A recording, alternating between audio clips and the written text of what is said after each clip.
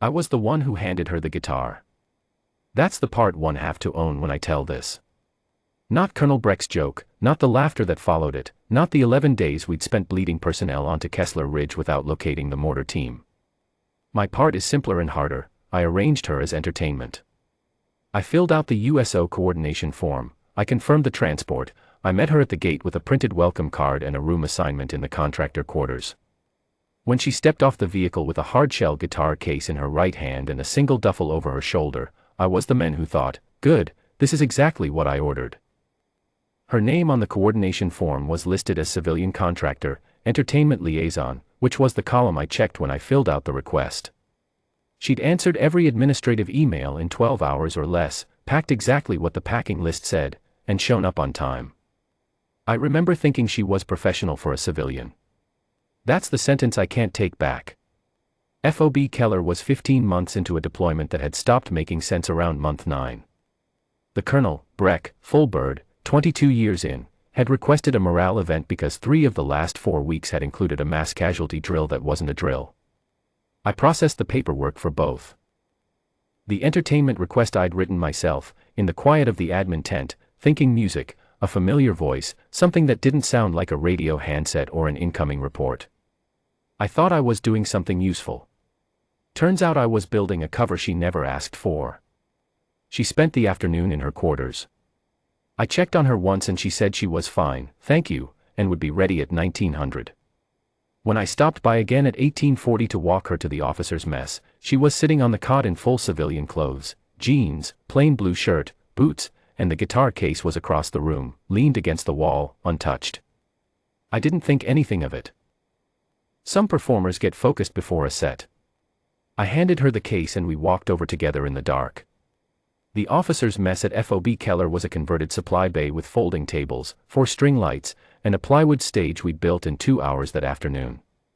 43 personnel, the colonel, his staff, 3 company commanders, a dozen senior NCOs, the S2 and his section.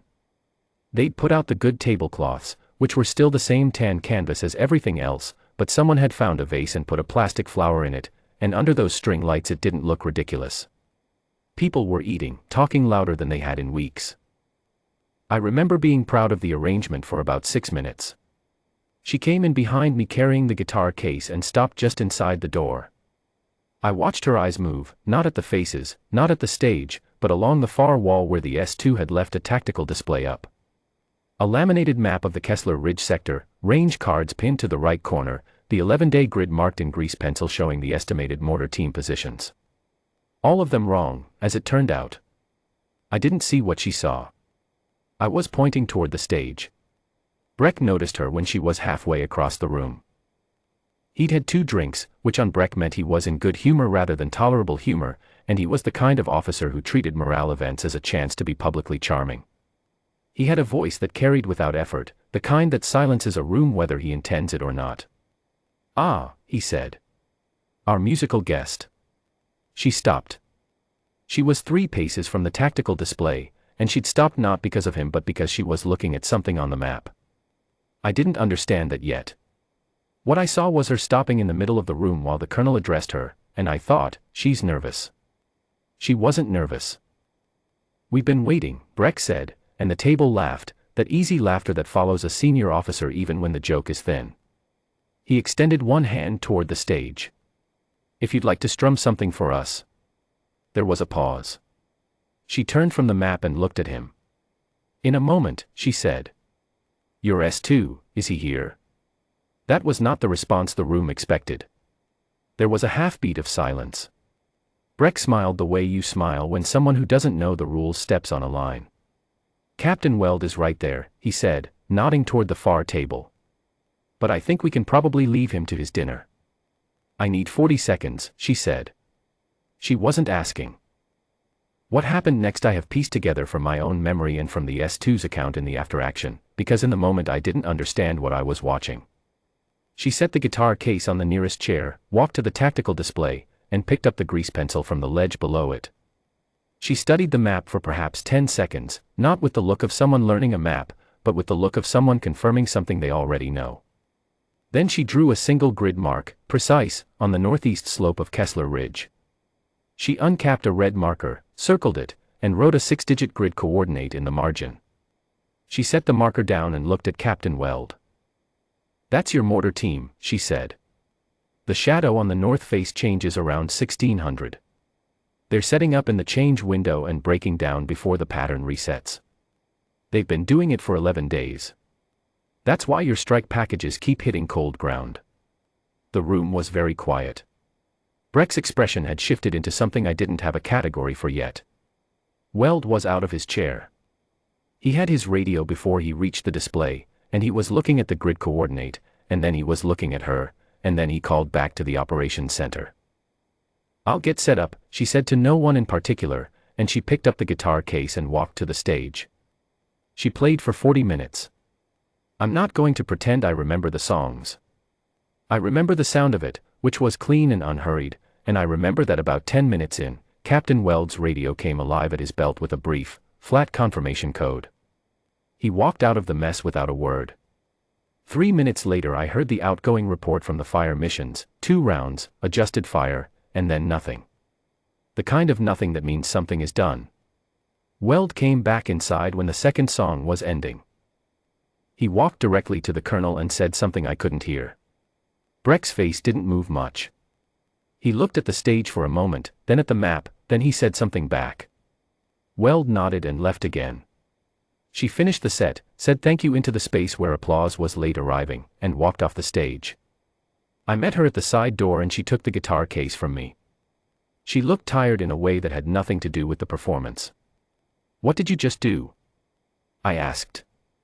"I walked the perimeter this afternoon," she said. "Around 1500. The sound from that ridge has a lag and a direction. You can hear where it's originating from if you know what mortar fire sounds like from 2 kilometers and what direction the wind's running." She paused. The shadow pattern on the north face corroborated it. The northeast slope has a fold in the terrain right at the 1400-meter mark. That fold gives them cover from your observation posts on the south side and a clean firing angle on your eastern wall. The angle they need for your eastern positions narrows down to about 40 meters of viable ground up there.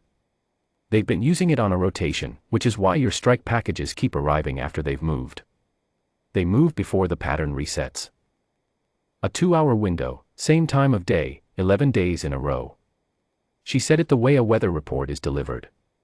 Not because she thought I was worth impressing. Because it was simply what she had observed. "How do you know what mortar fire sounds like from 2 kilometers? She looked at me with an expression that was not unkind. "Because I spent 14 years listening to it," she said. Then she said goodnight and walked back toward the contractor quarters carrying the guitar case. The S2's report came back by 2200. Grid accurate to 18 meters. 2 rounds. The mortar team that had been hitting FOB Keller's eastern wall on and off for 11 days was gone. Breck called for her service jacket. I didn't know why then, but I do now. Weld had recognized the notation technique. The 6-digit grid in the margin, the way she'd bracketed the shadow change window in red, the specific phrasing she'd used about the strike package timing, it matched a classified field manual that Weld had read in S2 school. A manual he couldn't remember the author of because the author's name had been redacted in the edition his class received. He'd noted the technique in his field notebook years earlier. He knew the handwriting the way you know a voice on a radio you can't quite place. It took 11 hours to pull her full jacket. The classification supplement alone was 4 pages. She was in the dining facility having coffee when Breck found her the next morning. He asked her to come to the FOB briefing at 0900. She finished her coffee and said she would. The briefing room held 43 personnel. Same crowd as the mess the night before, plus the sergeant major. Breck stood at the front of the room with her service jacket open in his hands and read from it without preface.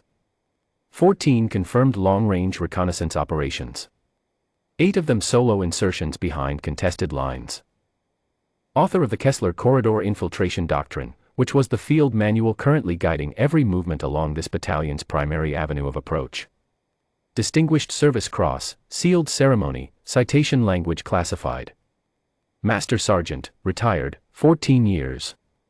Call sign, Dustwire.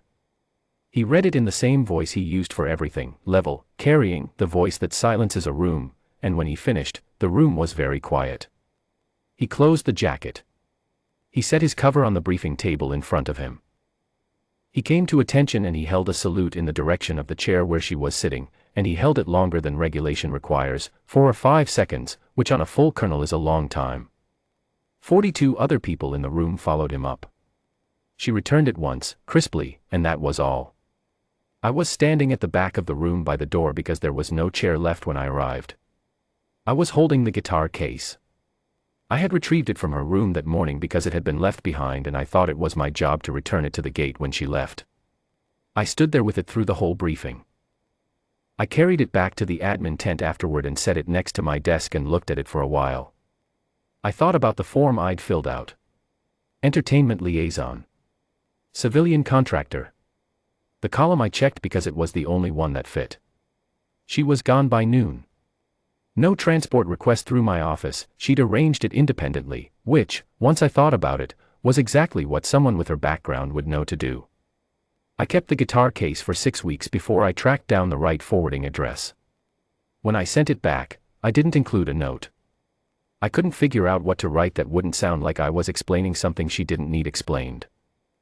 The case came back to FOB Keller 12 days later. Inside it was a single folded piece of paper with a 6-digit grid coordinate written on it in red marker. Not Kessler Ridge. A different set of numbers entirely, in a sector we hadn't cleared yet. I brought it directly to Captain Weld. He looked at the grid for a long time. Then he looked at me. "She walked the wire again," I said. He nodded and picked up his radio. I walked back to the admin tent and sat down at my desk. Outside, the eastern wall of FOB Keller was quiet in the way that a wall is quiet when the thing that was hitting it is gone. I thought about what it costs to be that good and have nobody know it. The 14 years of it. The way she'd carried the guitar case through the gate like it was the most natural thing in the world. I never did figure out if she'd known what Breck was going to say when he opened his mouth, or if she'd just decided it didn't matter either way. Knowing what I know now about how she operated, I'd bet on the latter. The grid was already marked. The fire mission was already called. The case was a prop, the performance was real, and whether the colonel was gracious or contemptuous about it changed nothing on Kessler Ridge. That's the part that stays with me. Not the salute, not the service jacket, not the 18-meter accuracy on a grid she drew in 40 seconds. The part that stays is the image of her setting the guitar case on a folding chair in the middle of a morale dinner and walking to a tactical map because there was work to do and she was the one who could do it. Whether anyone handed her a guitar or not.